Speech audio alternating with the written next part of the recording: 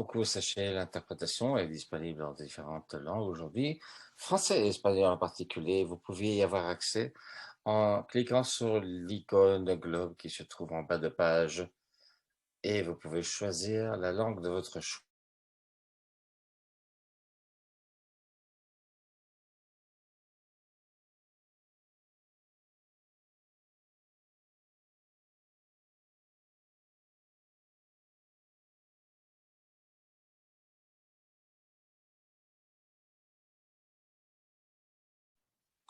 Juste à droite, en bas de page à droite, si vous avez des questions de logistique, d'informatique ou des questions sur le certificat de participation, veuillez mettre ça dans la case de chat. Nous allons faire un suivi sur la fonction chat et celle des questions-réponses QA.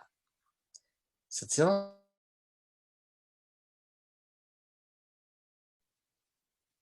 et votre présence et consentement à être enregistré. Nous partagerons ces séances à la fin, enregistrées en français, en espagnol, en anglais.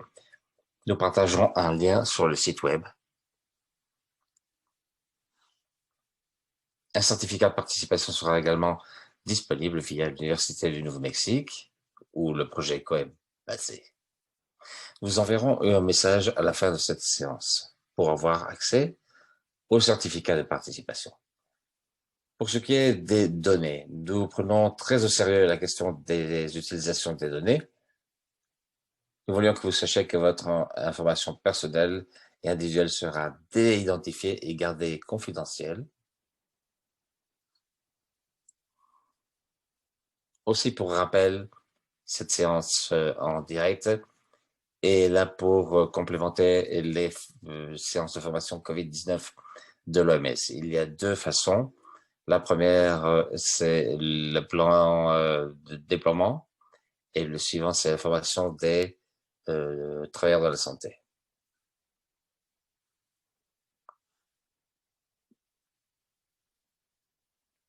Sur ce, je vais passer la parole à Shoshana Goldin qui travaille à l'OMS pour l'introduction formelle. Shoshana? Oui, bonjour. Bienvenue à tous les participants de cette séance d'aujourd'hui. Je commencerai comme toujours avec quelques annonces. La formation COVID-19 est maintenant disponible dans toutes les langues reconnues par l'ONU, plus le portugais. Il y a ici des vidéos de formation qui sont en dessous de 7 minutes de durée. Avec la version traduite, certaines de ces vidéos seront bientôt disponibles. Ne sont pas toutes disponibles immédiatement, mais elles seront toutes disponibles sous peu. Nous voulons également dire bienvenue à tous ceux qui pratiquent le ramadan et nous avons ici quelques indications pour la pratique sur du ramadan dans le contexte COVID-19. Il y a toute une série de ressources qui seront bientôt disponibles, entre autres un cours de formation pour les travailleurs de la santé, avec quelques informations qui sont acceptables par téléphone et autres ressources non basées sur Internet.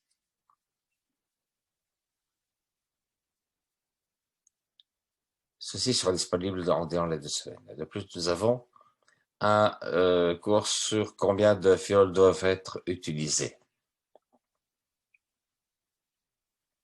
Ceci permettra de savoir comment utiliser ces doses et quand les utiliser, comment les utiliser. Aujourd'hui, nous allons nous concentrer sur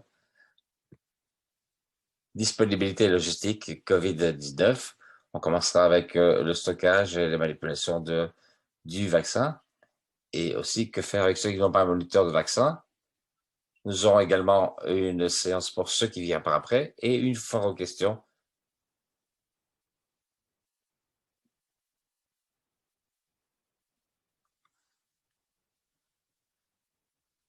Peut-on passer à la diapositive suivante, s'il vous plaît? Merci. L'objectif d'aujourd'hui est d'aider les travailleurs de la santé et le personnel sanitaire à se préparer pour l'opéralisation et la logistique des vaccins COVID-19. Deux objectifs dans cette séance d'aujourd'hui. Tout d'abord, donner des informations clés sur le stockage et la manipulation de ces vaccins qui ont reçu une liste d'utilisation d'urgence ou des recommandations intérimaires au point de service. Deuxièmement, il faut voir qu'est-ce qu'il faut faire quand on a des vaccins qui ne sont pas secondés par un moniteur de contrôle. Marcel Castro va nous guider vers les deux prochaines présentations. Merci Shoshana, bonjour, bon après-midi, bonsoir à tous ceux qui nous écoutent pour cette séance. Nous allons nous concentrer sur le stockage et manipulation des vaccins COVID-19 et ainsi que ceux qui n'ont pas le VVM.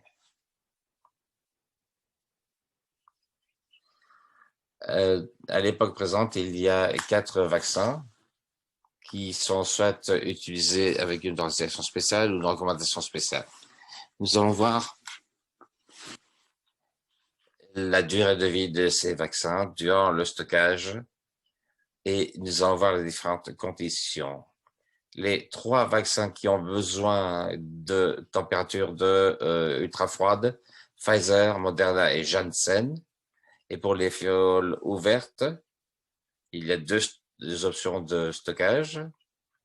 Tout d'abord, les maintenir à des températures de moins 80 à moins 60 degrés Celsius pour 6 mois à partir de la date de fabrication, ou également moins 25 jusqu'à moins 15 degrés Celsius pour 2 semaines. Ceci dit, il y a encore une étude en cours pour confirmer que c'est une façon valable de stocker le vaccin. Pour Pfizer, qui a déjà été ouvert et décongelé, il peut être maintenu à 2 à 8 degrés Celsius pour un réfrigérateur jusqu'à 5 jours. Il ne devrait pas être laissé à température ambiante pour une durée supérieure à 2 heures et il ne doit pas être recongelé. Pour Moderna, il doit être stocké à moins 25 à moins 15 degrés Celsius jusqu'à la date de péremption. Une fois qu'il est ouvert, il doit être maintenu à une température de 2 à 8 degrés Celsius jusqu'à 30 jours après la décongélation et jusqu'à la date de péremption. Également, ne pas recongeler. Pour Janssen, il doit également être maintenu à moins 25 à moins 15 degrés Celsius pour 24 mois ou jusqu'à la date de péremption. Pour une fiole ouverte, 2 à 8 degrés Celsius dans un frigo jusqu'à 3 mois après avoir été décongelé ou jusqu'à la date de péremption. Pareil que pour les deux autres, il ne doit pas être recongelé. Le 4e vaccin est AstraZeneca. Il ne doit pas être congelé. Une fois que vous le recevez dans vos pays, maintenez-le à 2-3 degrés Celsius dans un frigo et ce jusqu'à la date de péremption. Ne le congelez pas.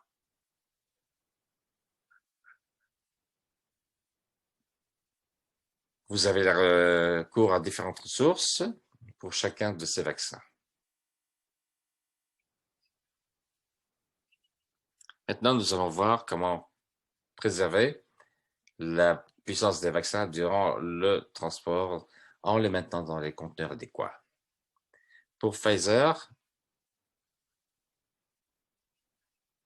une fiole congelée doit être maintenue à moins 80 à moins 60 degrés Celsius. Ceci est rendu nécessaire pour un transport prolongé. Gardez ceci dans les conteneurs UN 1485. Vous pouvez également utiliser Artec avec PCM pour ultra basse température, ULT. À moins 25 à moins 15 degrés Celsius. C'est pour le transport. Et la livraison à long terme. Pour Moderna et Janssen, ils doivent être gardés congelés et utiliser les caisses ou les boîtes préqualifiées de l'OMS. Ceci n'est pas d'application pour AstraZeneca, bien entendu. Pour les fioles ouvertes à 2 à 3 degrés Celsius, c'est pour le stockage. Vous pouvez utiliser des conteneurs préapprouvés.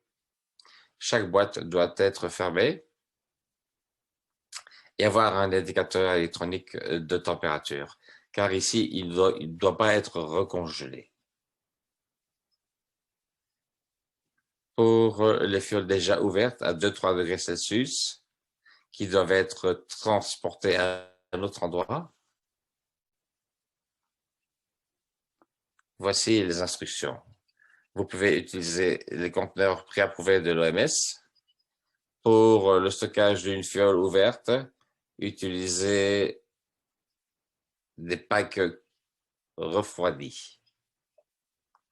Utilisez-les à volonté car en fonction des fioles qui seront nécessaires au point de la session. Vous pouvez également utiliser un frigo portable. Pour les fioles ouvertes, car on les transporte à l'endroit de la session, gardez au moins un conteneur avec des conditions réfrigérantes, car ce conteneur sera utilisé pour les fioles ouvertes une fois que la séance est en marche.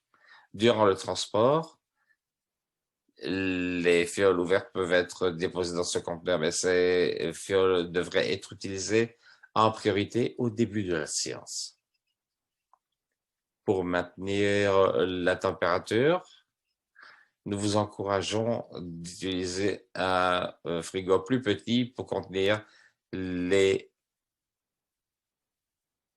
packs refroidissants supplémentaires.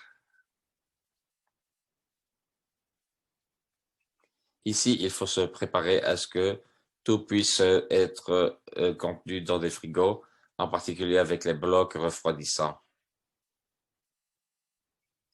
Nous voulons soutenir qu'aucun vaccin ne doit être gardé ici, dû au risque de recongélation. Si c'est nécessaire, si vous êtes sûr d'avoir des packs refroidissants pour les séances d'administration du vaccin.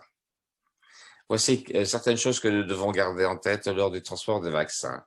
Il faut faire en sorte que les vaccins soient étiquetés correctement, soit ULP à moins 20, qui est pour Pfizer, ou de moins 20 à positif 3-4 degrés Celsius, qui est pour Pfizer, Moderna et Janssen. Communiquer cette information au centre qui reçoit les vaccins pour qu'il y ait un suivi adéquat sur la durée de vie de ce vaccin. N'oubliez pas les conteneurs de refroidissement durant le transport et utilisez les blocs refroidissants exactement comme c'est spécifié pour maintenir la durée de vie de froid. Transportez les conteneurs dans un véhicule COVID pour éviter l'exposition à la lumière du soleil qui va réduire la durée de vie. Si c'est nécessaire, évitez de garder le véhicule durant des périodes prolongées. Ceci évitera une exposition non nécessaire avec le soleil direct, les rayons du soleil de manière directe.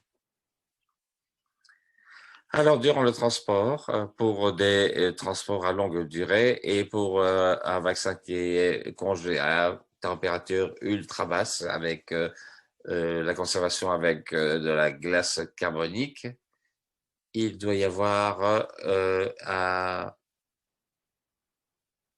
conteneur qui est correctement préparé et fermé.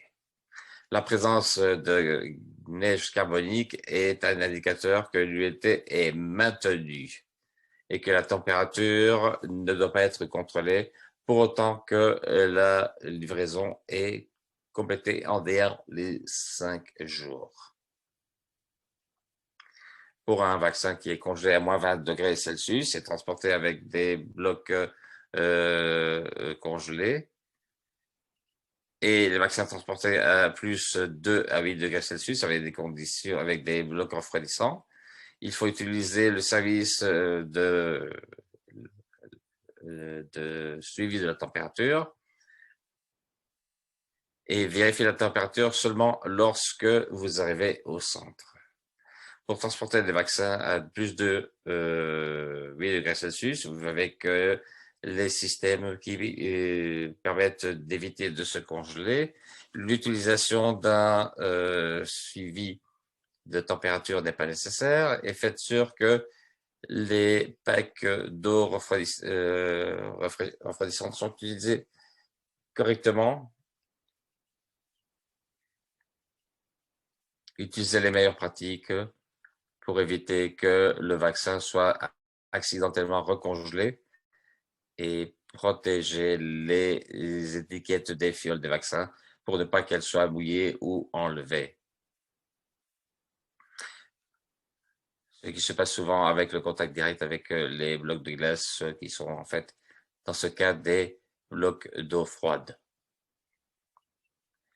Passons au renforcement de la puissance du vaccin durant la séance.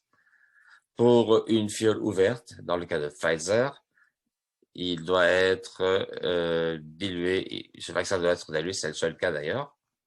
Le vaccin doit être maintenu à une température positive de 2 à 8 degrés Celsius. Si vous avez besoin de blocs refroidissants, mais que ceux-ci ne sont pas disponibles, vous pouvez garder la fiole à température ambiante jusqu'à 30 degrés Celsius, mais vous devez utiliser la fiole en dehors les 2 heures. Ne recongelez pas.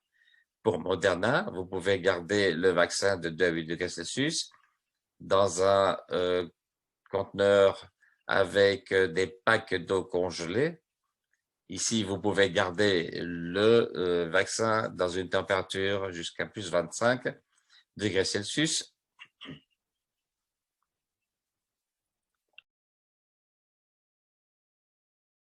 Et ce, jusqu'à 12 heures de temps. Ne recongelez pas.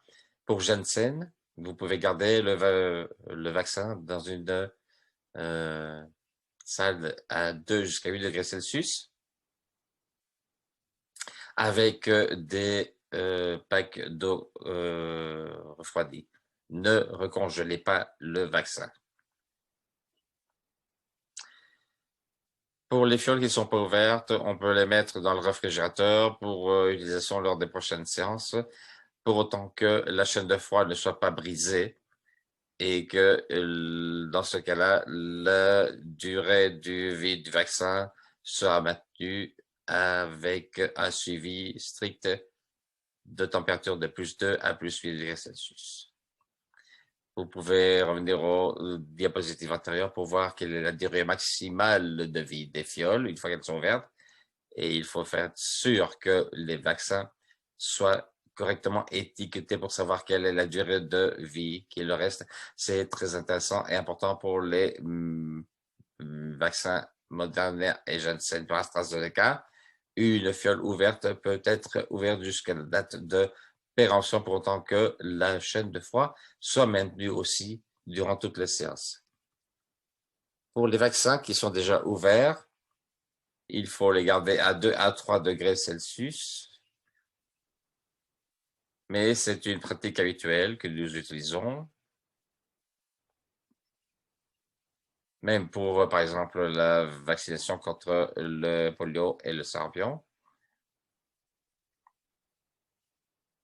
Ici, nous attendons de toute façon que les vaccins soient consommés de manière immédiate, vu les longues queues qui existent souvent. Ceci veut dire que nous allons utiliser les boîtes des vaccins ouverts prioritairement. Nous encourageons bien entendu l'utilisation de packs d'eau congelée ou de blocs de froid pour maintenir les températures et vous devez être préparé avant de mettre le vaccin dans les boîtes refroidies. C'est ainsi que si vous avez déjà les blocs de glace, vous pouvez déjà avoir les choses prêtes. Sinon, faites en sorte que les conditions soient remplies avant de remettre les fioles dans ces boîtes. Nous avons une politique MVVP. Tous les vaccins doivent être séparés est éliminé 6 heures après avoir utilisé pour la première fois ou à la fin de l'immunisation. Dans le cadre de Pfizer, la première ponction, c'est le moment où il y a la première injection. Pour Moderna ou AstraZeneca, c'est l'extraction de la première fiole, de la première dose des fioles. Passons à la gestion des vaccins sans VVM. Le message clé, c'est que si les vaccins n'ont pas de VVM, il n'y a aucune façon de savoir quelle est l'exposition cumulée. Il est donc plus certain d'utiliser des packs d'eau congelée avec des packs également refroidis d'eau. Les packs d'eau refroidis peuvent être seulement utilisés pour une stabilité de température à plus de 8 degrés Celsius ou durant des voyages courts ou dans des conditions standards de fioles qui sont déjà ouvertes pour avoir une utilisation immédiate. Pour maintenir la force du vaccin sans VVM, il est très important que nous utilisions le matériel de refroidissement correct avec le conteneur correct.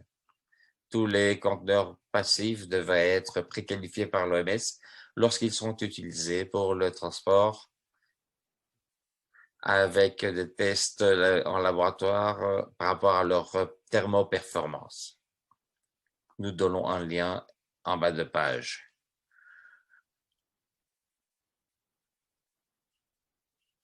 Ici, cette image vous montre la différence entre les deux styles ou les deux types de conteneurs. Nous avons des compartiments séparés pour mettre les packs congelés ou d'eau refroidie. Cette barrière n'existe pas dans les conteneurs standards.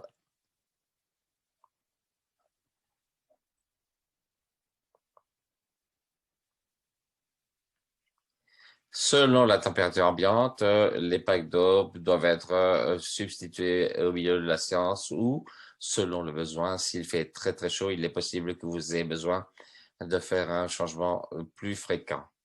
Durant la séance, le système de suivi de température n'est pas nécessaire, pour autant que les packs d'eau soient remplacés de manière diligente et que les meilleures pratiques soient utilisées pour la gestion du vaccin durant la séance.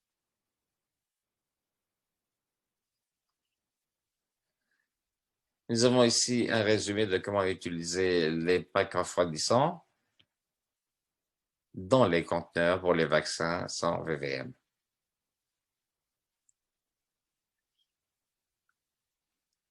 L'envoi avec neige carbonique est valable seulement pour les vaccins Pfizer.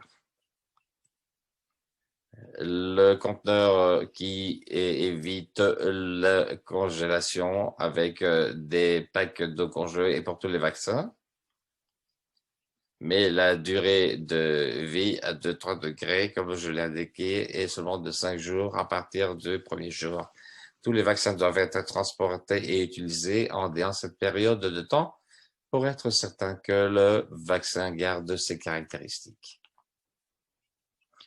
Lorsqu'on utilise des conteneurs standards avec des blocs d'eau refroidis, toutes ces conditions sont à respecter. Mais on a la même remarque pour le vaccin Pfizer, en ce sens que le vaccin doit être consommé en dehors des 5 jours à 2-3 degrés Celsius. Lorsque l'on utilise le pack de froid avec des packs d'eau congelée, c'est seulement valable pour le transport des vaccins du magasin principal vers le point d'administration. Quand on utilise des packs froids ou refroidis, c'est seulement valable pour le diluant. Et pour la gestion des vaccins, dans une séance d'administration. Ceci dit, les packs d'eau refroidis utilisés avec Pfizer ou Janssen peuvent être seulement utilisés à des températures sub-zéro d'ambiance pour éviter que le vaccin se congèle. Et les packs d'eau chaude, quand ils sont utilisés avec des envois standards, sont seulement valables pour le diluant. N'utilisez ça pas pour le vaccin, de manière à éviter à ce que le vaccin soit exposé à une température élevée.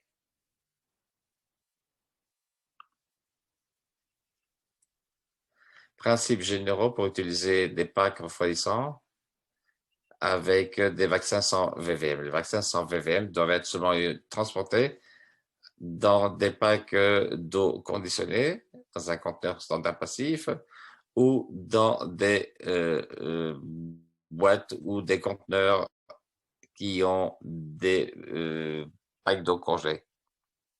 Dans les températures chaudes, vous ne devrez pas utiliser des packs d'eau froide à cause de la chaleur accumulée et les températures à plus 8 degrés, car il n'y a pas de suivi possible.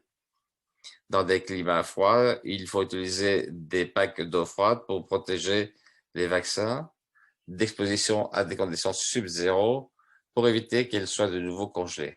Durant la séance, vous pouvez utiliser des températures qui sont entre 2 et 8 degrés Celsius, et ceci peut être atteint en utilisant des packs d'eau refroidie conditionnée dans un centre ou plutôt dans un conteneur de vaccins.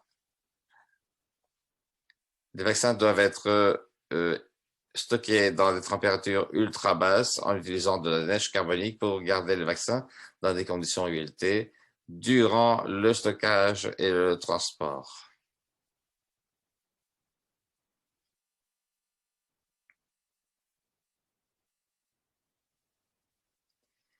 Et finalement, durant la séance d'administration, nous voulons souligner que les travailleurs de la santé doivent préparer les choses de la façon suivante, de manière à maintenir les vaccins à des températures de 2 à 3 degrés Celsius pour garder leurs caractéristiques.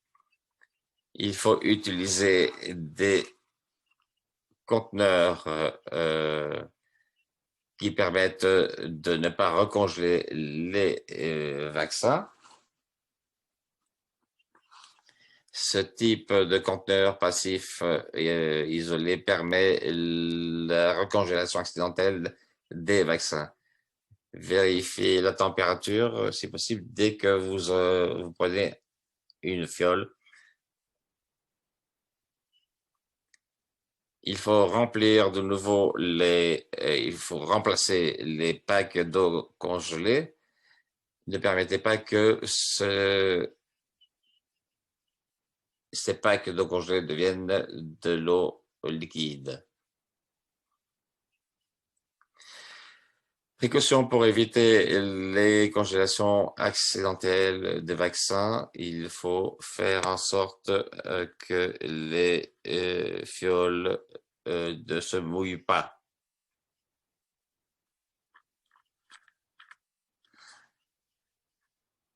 Conteneur avec des packs d'eau conditionnés. Les travailleurs de la santé devraient maintenir la puissance de ce vaccin en ouvrant une fiole à la fois et en retirant seulement ces fioles lorsqu'elles sont prêtes à être utilisées et administrées. Gardez les fioles ouvertes dans un protecteur de mousse au-dessus des packs d'eau conditionnés et gardez les étiquettes sèches et intactes pour faire un suivi pour savoir quand le vaccin doit être jeté. Finalement, les conteneurs standards, boîte de froid ou boîte thermale qui est équipée de packs d'eau congelée séparés. Aucun vaccin ne devrait être maintenu à l'intérieur à cause des risques de recongélation.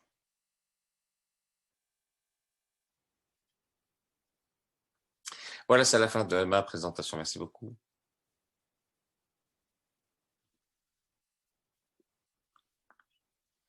Merci Marie-Celle, merci pour cette analyse du stockage, de manipulation et utilisation de ces vaccins. Nous allons voir ce qui vient ensuite et ensuite nous passerons à la fin aux questions.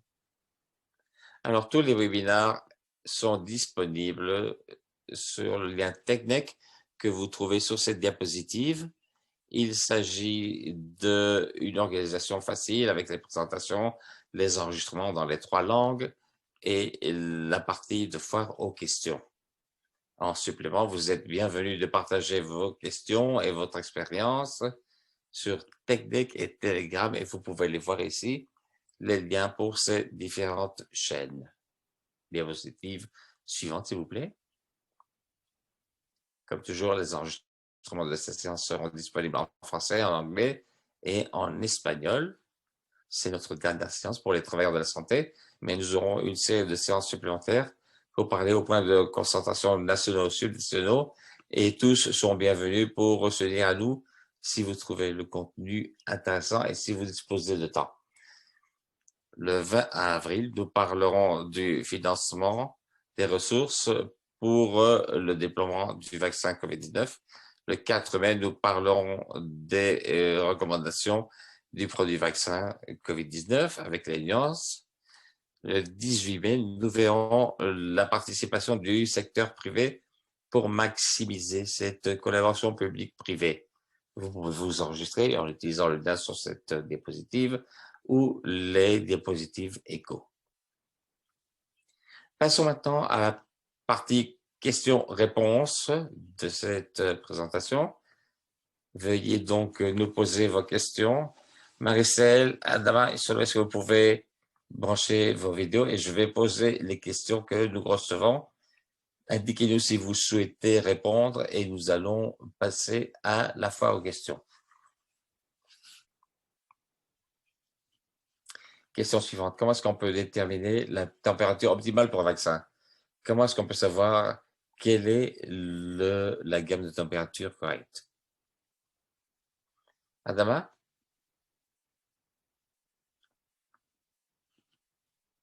Oui, je pense que c'est une information qui est indiquée sur les vaccins même et du fabricant, c'est étiqueté et aussi avec les recommandations, on parle des différentes conditions de stockage. Il s'agit donc des choses qui est réglées au départ. Pour ce qui est de l'étiquette, sur la stabilité ou l'instabilité, les données sont indiquées sur l'étiquette. Merci beaucoup, c'est très utile. Excellent. Passons à la question suivante. Quelles sont les recommandations générales pour gérer la déviation de température avec des systèmes électroniques durant le transport ou après le transport? Comment est-ce qu'on peut gérer ces variations de température?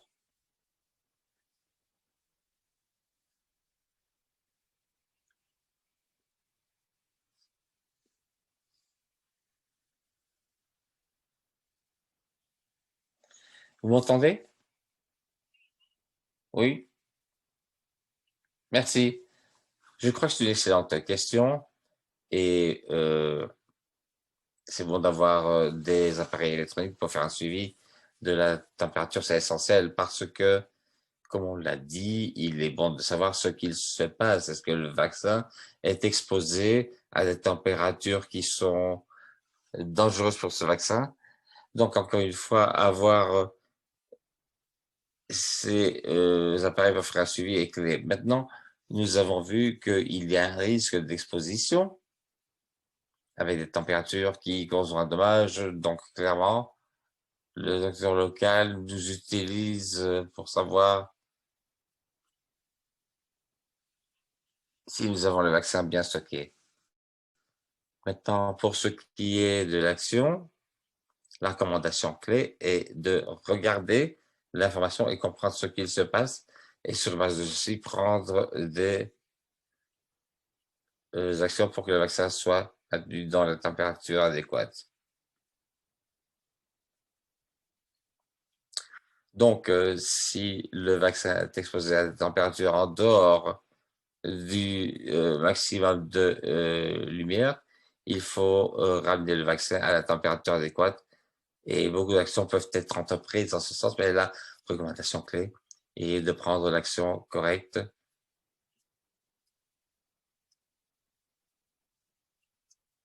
Très bien, Adama, merci. Question suivante.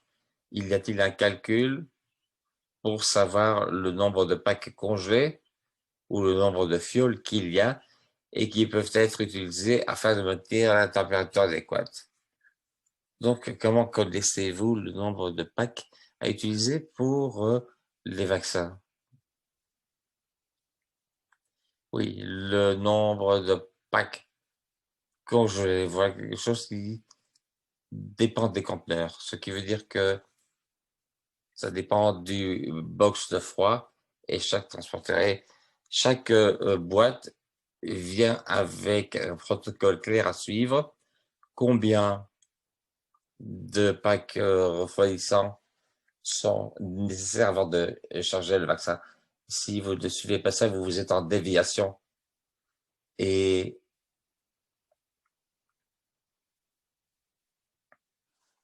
les conditions doivent être respectées. C'est montré via le fabricant de ce pack de froid. Si vous avez 4, vous ne devrez pas vous dire, OK, je prends 2 ou 3. Ce sont des options qui sont basées sur l'étude de la distribution que vous devez avoir. Vous avez peut-être l'expérience que si vous en faites une expérience nationale, vous pourrez seulement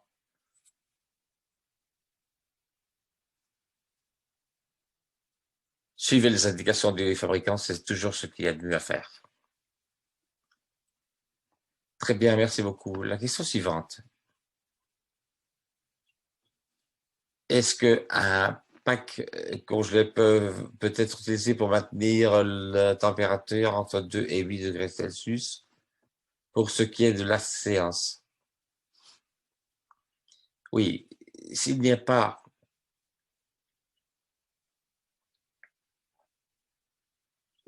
de pâte disponible, est-ce que le pack congelé peut être utilisé?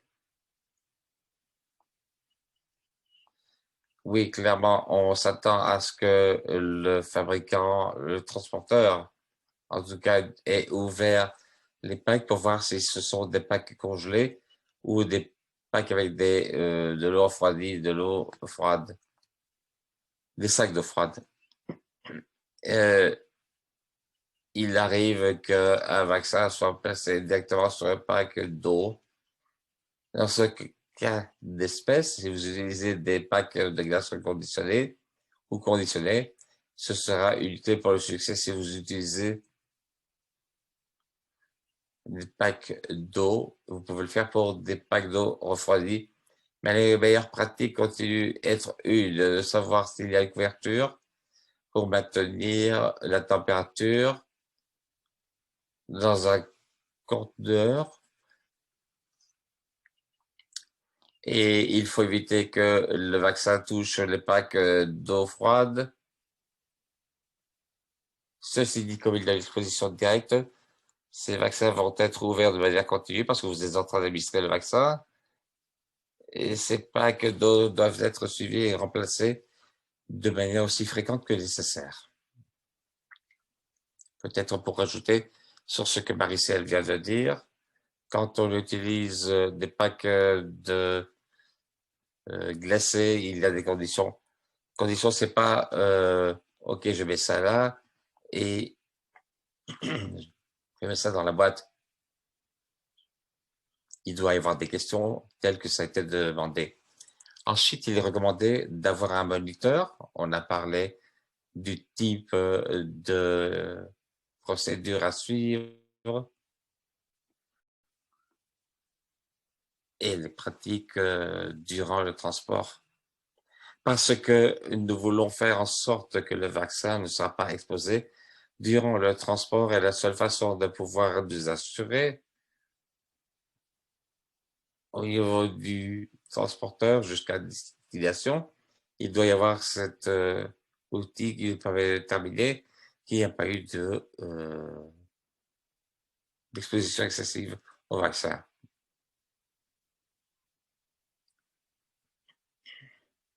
Merveilleuse question. Comment est-ce qu'il y aurait une liquéfaction du vaccin congelé? Eh bien, ça dépend du vaccin. Par exemple, pour le cas de Moderna, avant l'utilisation, il devait être décongelé à une température de 15 à 20 degrés pour 1 heure ou 2 à 8 degrés dans le box, la boîte, pour décongélation progressive. Ensuite, la fiole doit être laissée à température ambiante pour 15 minutes avant de commencer à être administrée. Mais pour le vaccin Janssen,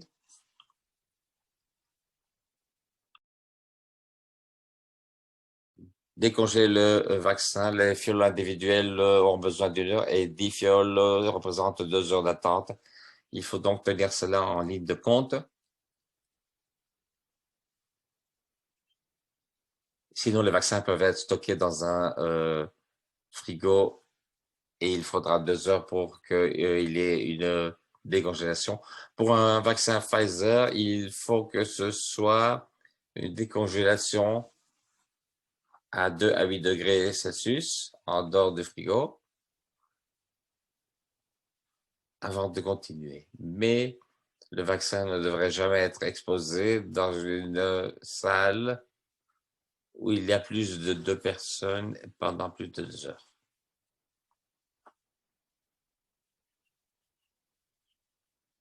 Oui, nous avons cette formation spécifique COVID-19 dont j'ai parlé dans les annonces. Et en supplément de ce que Marie-Celle vient de dire, si vous souhaitez aller sur Open WHO, OMS, vous trouverez les informations sur la manipulation, la préparation et l'administration de chacun de ces produits de vaccin de manière à avoir une compréhension du processus de froid pour la vaccination COVID-19. Question suivante. Pourquoi y a-t-il une différence de température à l'intérieur et à l'extérieur de l'article de l'outil de mesure de température? Bon, je ne suis pas sûr de comprendre. On utilise des frigos. La différence entre avant et après. À l'intérieur du frigo, vous voulez dire?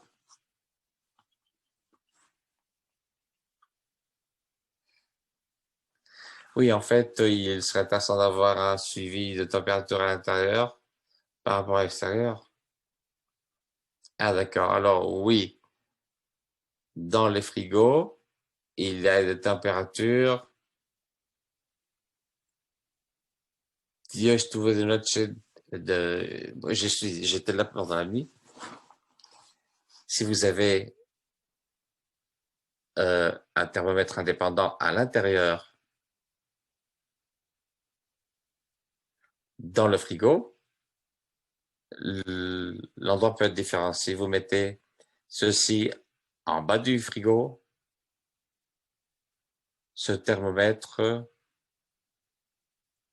aura une température inférieure à celle qui existe sur le thermomètre qu'on peut voir de l'extérieur.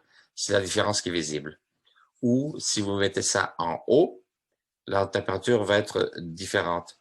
Et ce n'est pas un problème. Le problème est que si vous avez ce thermomètre extérieur que vous mettez dans la zone de risque, ça veut dire quoi? Que la température peut être différente de celle qui est exigée. S'il y a une différence, à ce moment-là, on a un problème. Disons qu'on devrait identifier les vaccins dans ces endroits.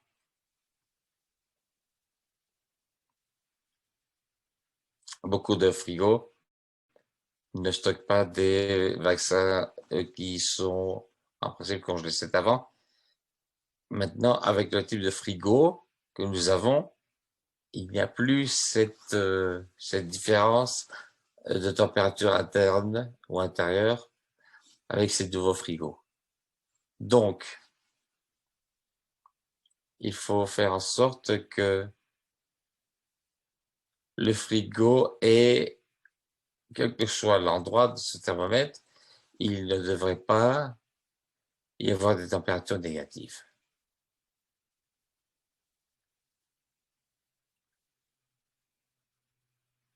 Merci Soleil.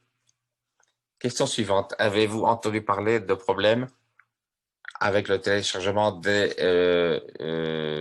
instruments de suivi des personnes qui ont un accès limité à Internet ou à l'ordinateur? Comment est-ce qu'on peut limiter l'impact négatif de ceci? Et il s'agit de le téléchargement des loggeurs d'informations s'il n'y a pas d'ordinateur ou d'Internet disponible.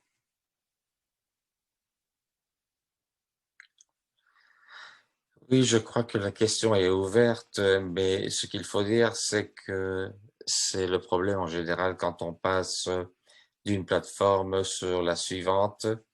Je disais que le travailleur de la santé doit être le premier ou la première qui prend note et qui fait un contrôle. Aucun autre système ne devrait pas fonctionner pour enlever de la responsabilité du travailleur de la santé, du personnel sanitaire. Ceci dit, nous ne devrions pas être dans une situation où un manque de double contrôle existe. Nous devrions voir, si possible, des systèmes de données qui gardent les données.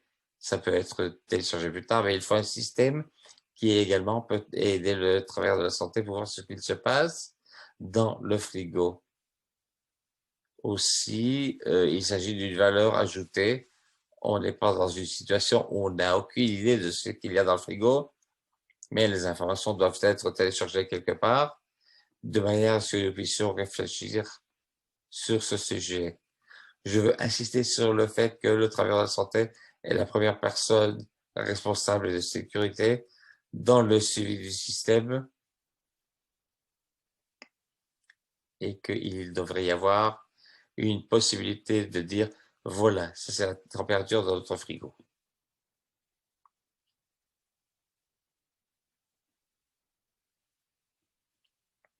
Oui, pour ajouter à ce qui a été dit au niveau du suivi de température, si le pays l'introduit, vous devez avoir la plateforme et le personnel formé pour cette lecture.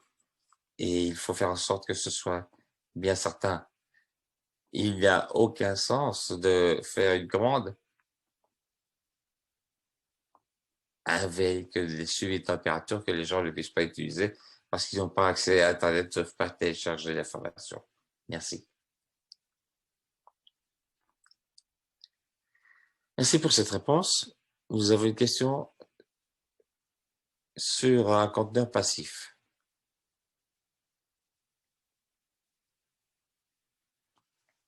Alors, de quoi s'agit-il? Le conteneur passif, je crois que la terminologie l'indique, c'est utilisé de manière générique pour toutes les boîtes, tous les paquets, etc. C'est une boîte en beauté qui est faite avec le matériel pour minimiser la perte à cause de la chaleur. Et ceci est transféré par après. Oui, en supplément, c'est appelé passif parce que il n'a pas besoin d'utiliser de l'électricité. C'est exportable et utilisable, par exemple, pendant les séances de transport.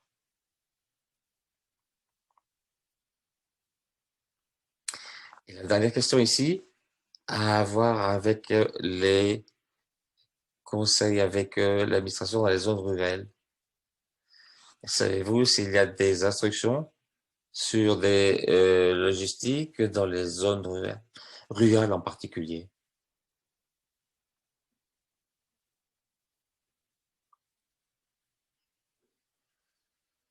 Oui, j'essaie de comprendre cette question. Je ne comprends pas très bien clairement les informations pour la zone rurale sont les mêmes que n'importe quel autre endroit où la science du vaccin est une réalité.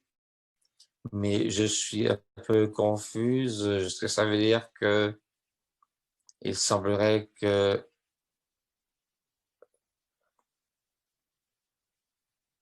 nous n'encourageons pas des pratiques qui ne sont pas sûres pour les vaccins et nous décourageons cela parce que le risque d'avoir une consommation de vaccins sont élevés. Très bien, merci Marcel pour cette réponse. Sur ce, les questions ont été répondues. Il nous reste quelques minutes. Est-ce que vous avez quelques conseils ou commentaires finaux? Quels sont vos conseils, recommandations pour ceux qui sont impliqués dans cette logistique, particulièrement les travailleurs de la santé au point de l'administration? Soulé? Adama, ok. Oui, je pense que nous voyons avec ce webinaire le partage d'expérience et je suis certain que tous ceux qui sont ici auront une expérience à partager. Mais pour le sujet sur le travailleur de la santé, il est essentiel que nous ne fassions pas un VVM pour ce vaccin dans le système où nous avons un suivi de notre chaîne d'approvisionnement de manière à ce que à n'importe quel moment, à n'importe quel niveau, on puisse dire ah, on a les systèmes de suivi de notre vaccin, nous avons du matériel dans notre équipement de stockage, on peut envoyer les vaccins qui sont gardés dans la température adéquate pour les protéger du soleil direct. Mais la responsabilité ici est sur le travailleur de la santé même. Je voulais insister parce qu'aucune technologie peut faire la différence si le travailleur de la santé n'est pas impliqué au niveau de formation, de savoir ce qu'il veut.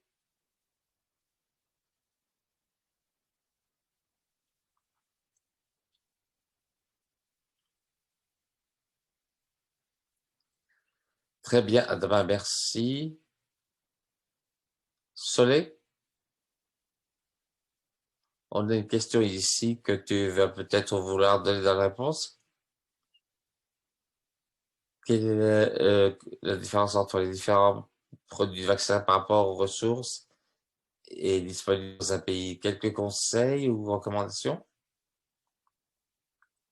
Oui, c'est une excellente question en fait parce que tout d'abord, avant d'utiliser un produit de vaccin, il faut s'assurer que le vaccin a toutes les informations légales et pratiques pour éviter une confusion.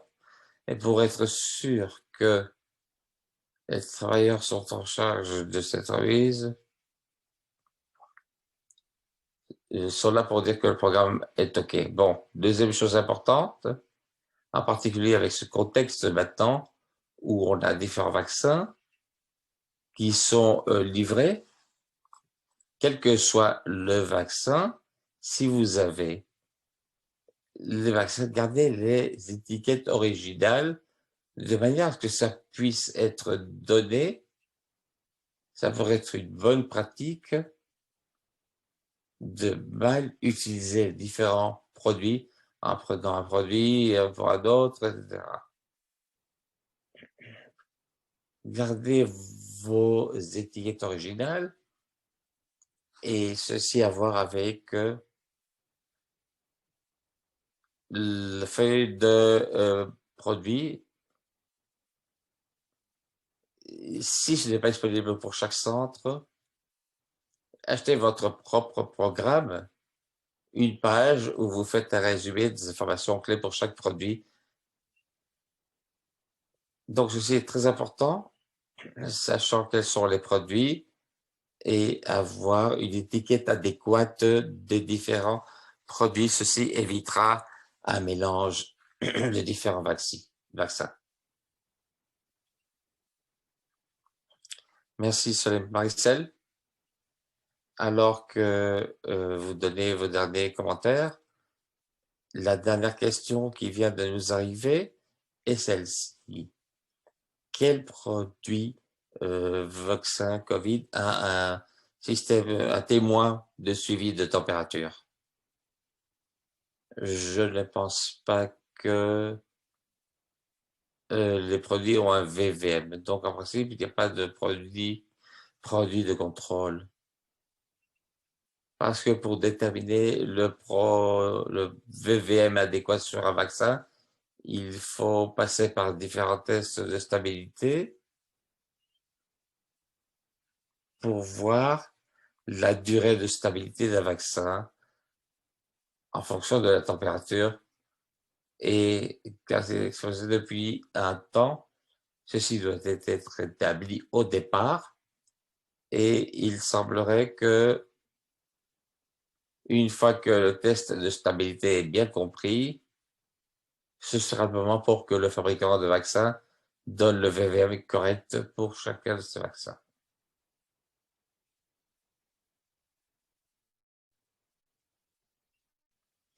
Très bien, Marie-Celle. Sur ce, nous avons mis un terme à notre séance de webinaire d'aujourd'hui. Merci à Marie-Celle pour sa belle présentation. Marie-Celle, Adama et Solo pour leurs réponses durant la foire aux questions. Pour notre équipe ECHO, toute l'organisation, les interprètes, tous ceux qui travaillent d'arrache-pied pour vous donner une interprétation et tous les participants à cette séance et pour ces questions très, très importunes. Sur ce, bonne journée, bonne matinée, bon après-midi et on se retrouve sur nos webinaires prochains. Merci.